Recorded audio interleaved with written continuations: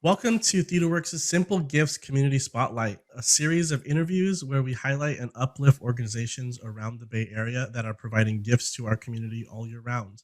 My name is Jeffrey Lowe, and I'm the Director of Community Partnerships and the Casting Director at TheatreWorks, and I am so thrilled to have the Red Ladder Theater Company and their director, Karen Altree, PM, joining us today.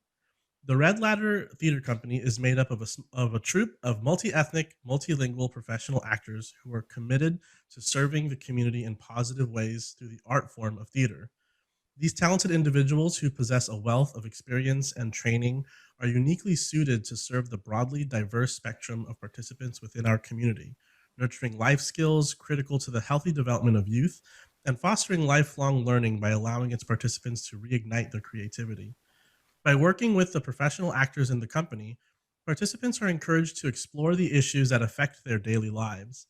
By applying the tools and techniques of improvisational theater, participants develop the ability to make positive choices, solve problems creatively, focus on tasks, and work collaboratively. Through their workshops, Red Ladder helps participants to understand that by employing their creativity and believing in their own imaginations, they have the power to accomplish anything. I'm thrilled to have Red Ladder Theater Company's director, Karen Altree PM, here with us today, who, in addition to her work with Red Ladder, is an accomplished director, actor, and dramaturg throughout the Bay Area and has been here for a number of years. Welcome to the Community Spotlight, Karen. Thanks very much for having me. Yeah. I thought I would just start off with like sort of the origin story of Red Ladder. Could you just talk a little bit about how it was started and how it got to where it is today? Red Ladder had at one time, actually when it was started, it had been the resident social justice company of San Jose Repertory Theater. And the way that that began was that San Jose Rep had a variety of different outreach programs. They did, touring shows and those kinds of things, but they were really looking for something that would have deeper impact on the community. We knew that they at the time, they knew that there were members of the community that really needed something deeper. And so at the time, John McCluggage was the associate artistic director, and he started looking around the country at models of programs that seemed like they would suit the community. And Timothy Neer, who was then the artistic director, told him to take a look at the Living Stage Theater Company, which was the social justice company of Arena Stage in Washington, D.C., and see what they were up to. So John came out to Living Stage, where I was at the time. I was there at Arena Stage for about 5 years. And he attended workshops with us. He observed our rehearsal process. He came into some of the workshops and performances we did in the prison system and saw the work that we were doing with youth. And he went, I think this is something that could work. Obviously, with modifications specifically for the Bay Area community. And so he came out, raised money to bring us out on residency to train what he hoped would be the first company of actors. And then in 1992, Red Ladder was launched. And then, as your viewers might know, in 2014, San Jose Rep went bankrupt and closed their doors. And certainly that was hard for all of us. I had been working there for 21 years at the time. The thing that was heartening to me then was that there were a lot of people who reached out and said, it's really terrible what happened to San Jose Rep. We're really going to miss the theater. What is happening with Red Ladder? Because that is an essential program in our community. Please tell us that it's going to continue. And we were fortunate in that we had funders and program partners who had partnered with us that said that they still had the confidence to be able to partner directly with us, and not they weren't worried about the fact that we were no longer associated with San Jose Rep, and that's where we are now. We are our own 501c3 nonprofit theater company, serving myriad populations within our community. You've spoken a little bit about the range of communities that Red Ladder supports. Can you talk a little bit about both the range of work and also the range of communities and people that you're working with? Sure. Well, it's important to know that Red Ladder is founded on the understanding that creativity is at the core of who we are as human beings, right? fish swim, birds fly, human beings create. We use our imaginations and we make things up. That creative impulse is intrinsic to the human organism. And we believe that that creative impulse doesn't stop when you're 8 or 18 or 88, right? That's something that should be nurtured lifelong. We also know that access to programs that nurture the creative spirit in that way is not equitable. That there are a whole lot of people in our community who are told that this isn't for you, or this isn't important to you, or you don't get to do this, either by virtue of class, race, neighborhood, financial status, where they are in the adjudication system, you name it. And so for us, our goal and our purpose is to be able to level that playing field. That's everything from um, very young children in school environments, particularly in under-resourced schools. We work with homeless and runaway youth. We work with pregnant and parenting teens. We work with youth and adults in the carceral system.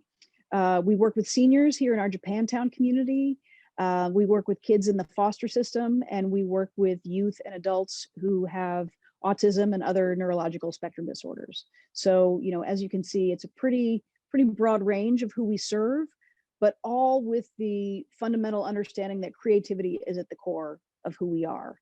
And if we can really ignite that passion for one's own creativity, then all of those skills that we know that creativity nurtures, right? Creative thinking and problem solving, collaboration, focus, self-esteem, the ability to express oneself and learn from mistakes and grow in all these positive ways, will provide them some opportunities that they might not otherwise have. Can you share maybe your favorite story of working with people in Red Ladder? So there was one group that we were working with in Elmwood Correctional Facility, and we would go in for several months and begin the workshop process, and then using the tools that they had developed, the participants would write their own plays, which they would then perform to a large invited audience. But this one man in the program found out that he was scheduled to be released 2 days before the performance was scheduled to happen. And he had been so active in the program and was so upset to think that he might not be able to perform. He actually approached the judge and asked whether he could stay in jail for 2 more days so that he could perform this play that he had created. And why would anyone want to stay incarcerated?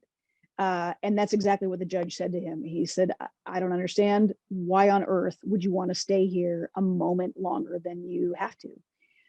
And he said, through this program that I've been involved in, through Red Ladder, I've discovered that the downfall that I have faced in my life up until now, and one of the reasons that I keep getting into these situations that see me incarcerated, is that I have never successfully completed anything. Not my education, not my relationships, not my jobs, nothing. I've never seen anything that I've started through to a successful completion. And I just know that if I had the opportunity to follow through and do this thing that I've worked so hard to create, it would change everything for me. And the judge gave him permission to stay 2 more days. He performed in front of an audience of about 200 people. And, when the performance was over, he was able to gather up his gear and walk out that door, which was really amazing. Well, I know for myself personally, from the staff at TheatreWorks and our audience, thank you all so much for the work that you do. If anyone in our audience and anyone watching this video would like to get involved or learn how to support your amazing work, how can they do that? Sure. Well, the best way is going to be to go to our website, and that's just redladder.org. redladder.org. You can learn more about the organization. There's a space on the website from which you can send us an email, and there's a big fat donate button that you can click, either in the top tabs or on the support us page. So feel free to go there, or you're also welcome to email us at info@redladder.org. Well, thank you so much for joining us. And for those of you watching us, thank you for watching. And we will be back next week with another community spotlight. Thank you so much, Karen. And I'll see you next time I Jeffrey, do. thank you so much for having me. And, thank you very much to TheatreWorks. I think, especially in this time, we think about how many organizations there are that are concerned about their own well-being and whether they're going to survive this pandemic and move on to their next phase of operation as an organization. And it really says a lot about who TheatreWorks is, that you're working to lift up other companies that are doing good work in the community. And we really appreciate you. Thanks so much.